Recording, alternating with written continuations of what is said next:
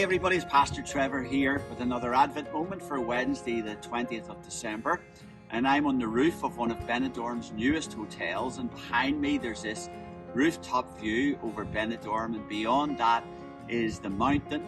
And Benidorm's not just about beaches and sea, it's about mountains and hills. And my geography friends tell me that one of the reasons we've got such a pleasant microclimate here in Benidorm is because of the mountains around us. For my Advent moment this morning, I want to remind you or tell you a story about a CD which I came across a long time ago. And I can't remember where I found it. Do you remember what CDs were like? Do you remember the day we used to use those?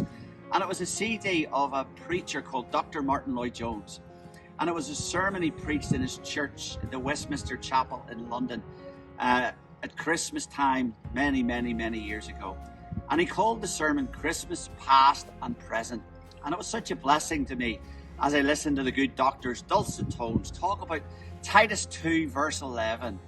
The grace of God that brings salvation has appeared.